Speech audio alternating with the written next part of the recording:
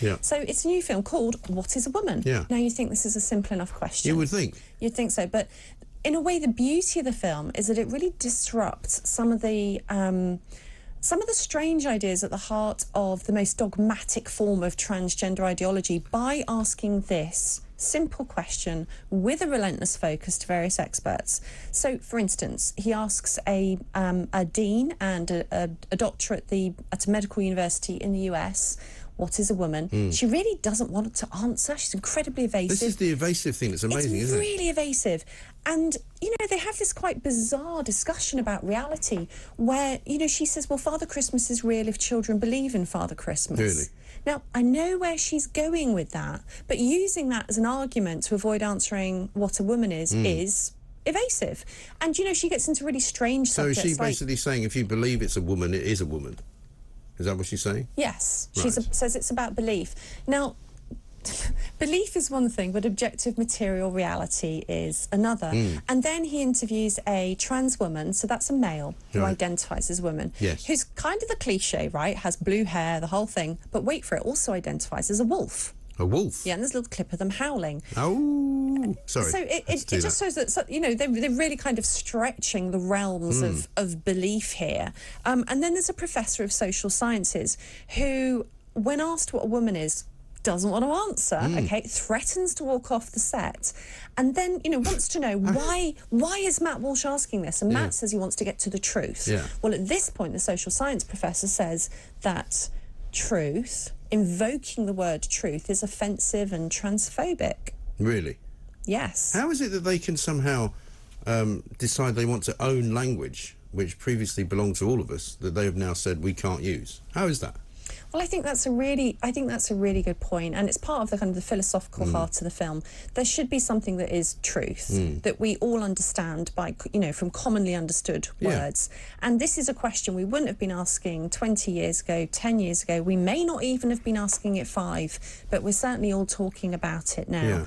Now, there's been a very mixed reaction to the film. There've been almost no mainstream reviews. And for people who don't know who this guy is what's his kind of claim to fame? Why has he done this? Well, that's interesting. I think that's partly why there's been a backlash to the film. So he's American. Right. He works for a website called the Daily Wire, which is very conservative, religious, right-wing, and of course not everybody likes that. And actually, I think this brings us to a problem with where we're at with reconciling trans rights and women's rights, which is that we have a very partisan approach. People bring their politics and their ideas about people into what should be a more cool-headed analysis of ideas.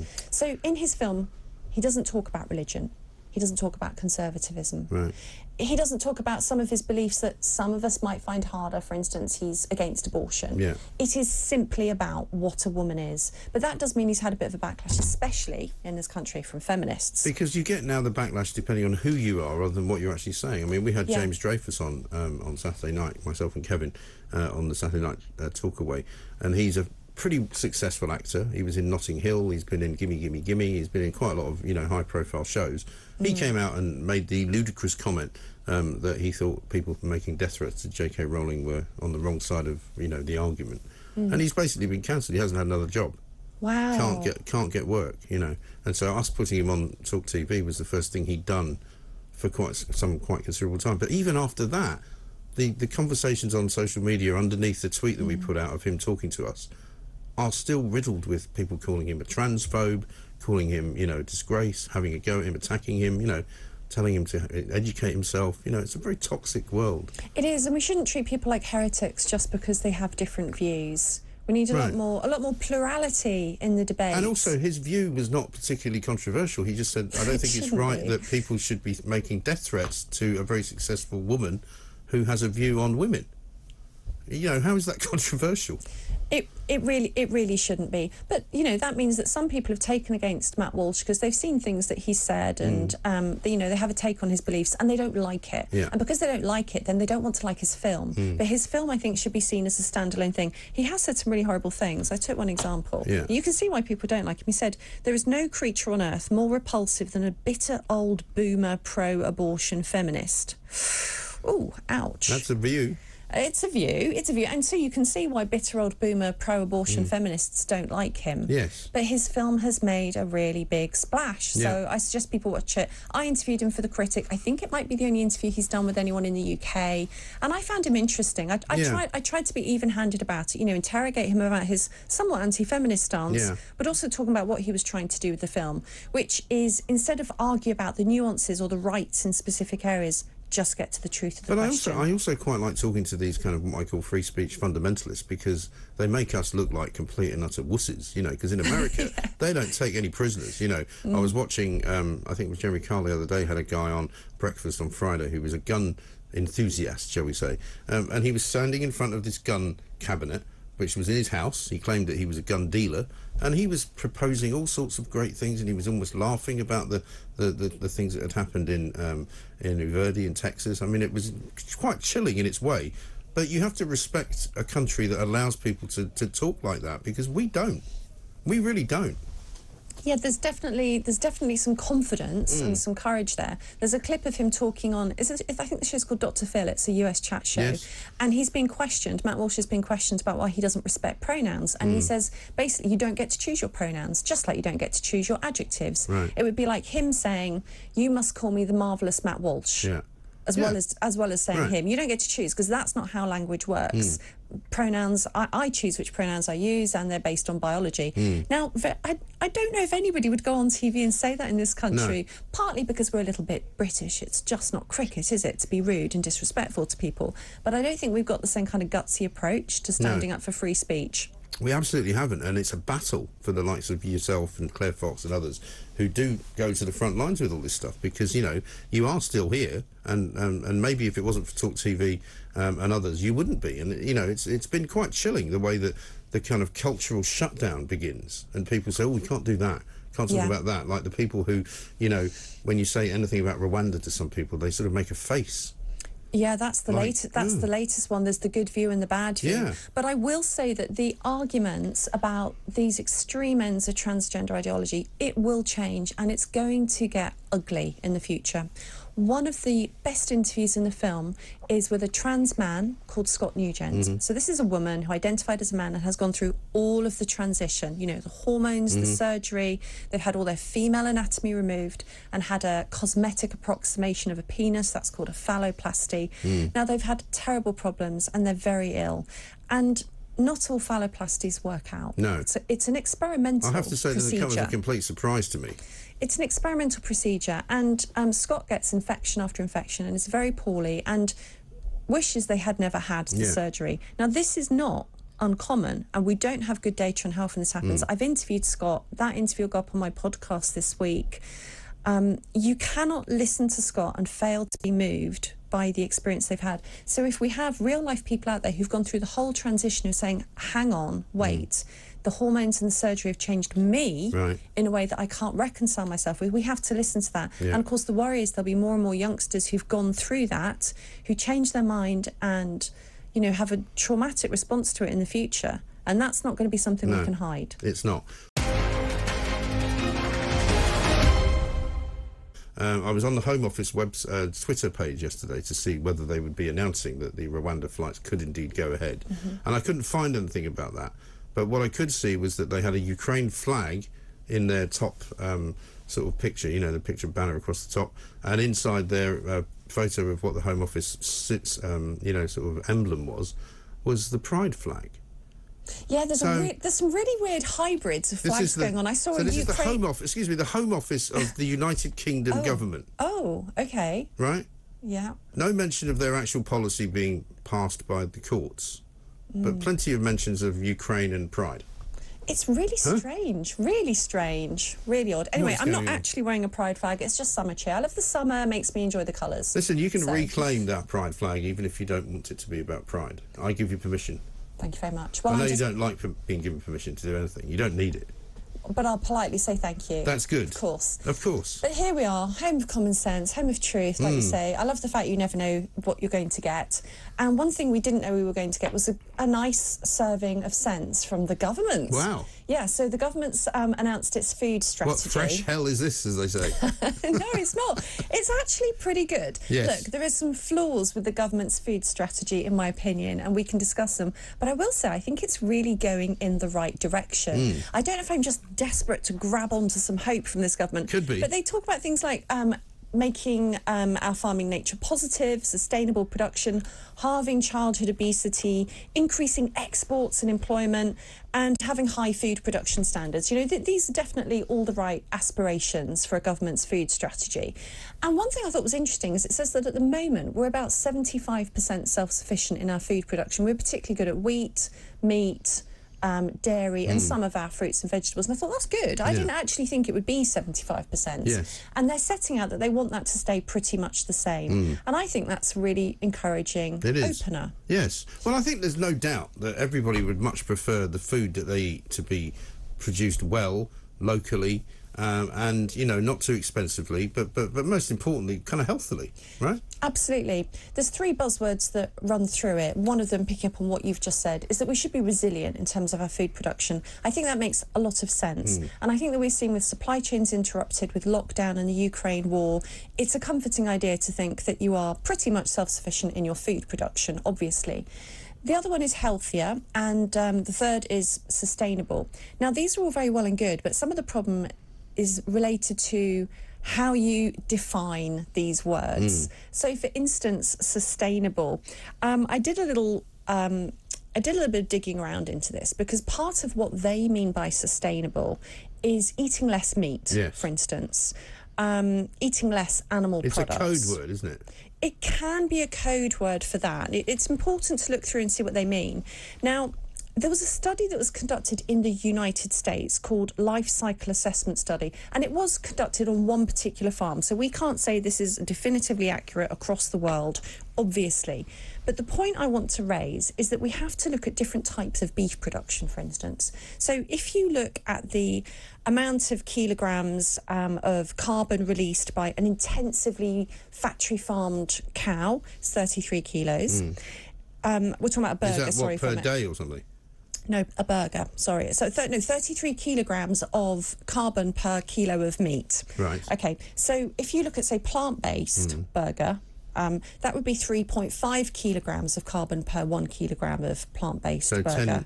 So a tenth. So there's a big difference, but well, wait. You say that, but hang on, before you go on, people stop me and say you shouldn't be interrupting her. I don't believe any of this rubbish. You get told you interrupt me a lot, yeah, Mike, I do, don't because you? I interrupt everybody. I don't believe any of it. I just think it's rubbish. I think you can trust this survey. It is robust, but it is on one farm, which is the point I made at the beginning. But this is the interesting thing. When you look at pasture-based cows, so cows that eat grass, that live outside, and what you think of as an old-fashioned farm, they do not, over their life, what they're doing is putting 3.5 kilograms of carbon back into the soil. Okay? Right. Through their manure. They have a net benefit on the environment. But you can only kill it once, though, can't you? For a burger. But it's looking at the kilos of carbon versus the kilo of beef. But this is what I mean. I mean, this kilos of carbon nonsense. I mean, there's no such thing, is there? There's no such thing as a kilo of carbon. If you said to me, here's a kilo of carbon, I would go, what does it look like? It doesn't look like anything. Well, I'm sorry. I mean, well, call me old-fashioned. I'm just going with the measure that people are talking about when there's about carbon footprints. Right. But the point is, you know, in this country, about 75% of our beef is grass-fed. Yes. Okay, so we shouldn't be comparing ourselves to this intensively farmed beef all the time. Right. You know, for us, it's not necessarily an advantage to switch to plant-based food rather than eating beef, because first of all, there can be a net benefit in terms of adding carbon back to the soil. Obviously, there's the impacts in terms of biodiversity, and meat is good for you, which leads us to the third thing, which is the healthier part. Okay. I spoke to Sam Feltham. He's the chair of the Public Health Collaboration. Great charity, great organisation to look up. They've really got access to a lot of the cutting-edge research in terms of health, diet, nutrition and diabetes. And he was talking to me about the fact that the evidence has really shifted over the last 20 years in terms of what we think about red meat, saturated fat and heart disease. You know, dietary advice is slowly changing, not to go for this really high carb diet, but more rich in fats Yes. and animal Protein. products. Yeah, protein. So I think we have to, while the report is very good, we have to question what's actually meant by sustainable and healthier, because some people have got very different ideas about what that means. Yeah. And I think the jury's still out scientifically. But isn't that interesting? Because, you know, once again, the proof is in the pudding that scientific kind of studies and following the science is not a sort of a finite thing. No, because the science changes continually. Yes, and there's a difference between epidemiology, which is more about correlation, not causation, and randomised controlled trials. There are 0 randomised controlled trials that prove that eating meat is bad for you. Yeah.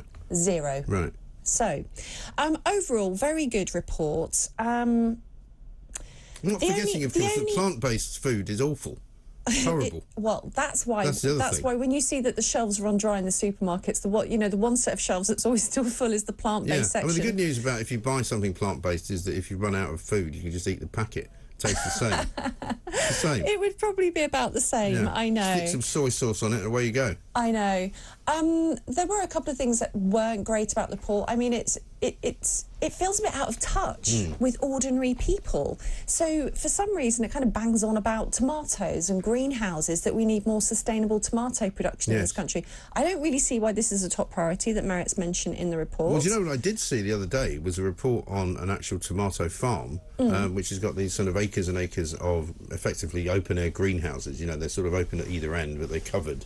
Yeah. But they heat them and they light them in order to grow them faster. Yeah. And of course now they can't afford the electricity bill. So there's acres and acres of these tomato sort of factories, if you like, empty because they can't afford to actually run the electricity into them. Yeah, so we're not really naturally great tomato growers in this country. No. Italy and Spain are. Perhaps that falls into the 25% where we're not self-sufficient in this country.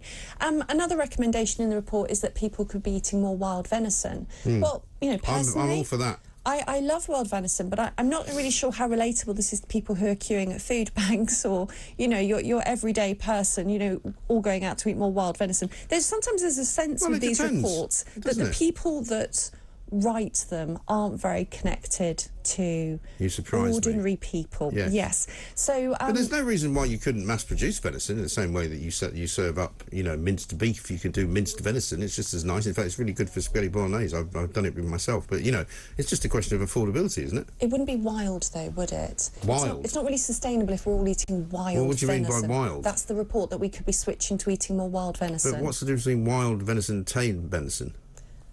I mean, do you mean by wild venison? I presume they just mean venison, don't they? Because it wanders about, somebody shoots it, somebody hangs it, somebody... Well, no, wild venison is different to farmed venison, isn't it? Yeah, it is. Yeah. Well, yeah, but I don't know if any venison is actually farmed. As far as I know, any venison that I buy has been shot by somebody who shot it in a wild setting, didn't they? You do get farmed venison, so my mum had a deer farm once. But I feel like we're going down a bit of a rabbit hole / venison hole here. But you know, next they'll be telling... Rabbit's good as well. I like rabbit. Rabbit's great. It's too low in fat, though. Do you know that you can't live on rabbit? There's a type of starvation. I've never wanted to. But if you, let's just say in a post-apocalyptic world, there was no food left, there was only rabbit, you'd die. Do you know how I met James Chiaverini? Because you cannot get enough energy because it's too low in fat. Do you know how I met James Chiaverini, the restaurateur in Kensington? He came in for the first time with rabbit and squirrel tacos, and they were great. Squirrel, you can beat them. Now that's a solution, pigeon and squirrel. Yeah. I don't know, next they'll be telling us to eat grouse, Mike. It felt a bit out of touch. And somebody who was commissioned to do an independent report on which this food strategy is based is Henry Dimbleby. He's one of the founders of Leon, you know, he went to Eton. Yes. He's an elite.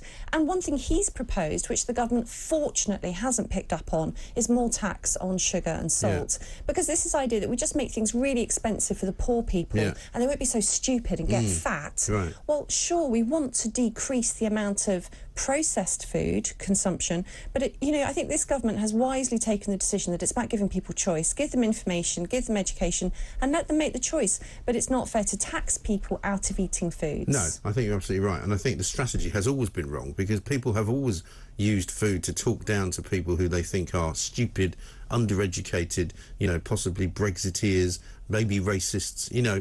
Don't eat so much fast food. Well, how about you then start taxing the fast food companies or something rather than actually taxing the people who want to buy the stuff?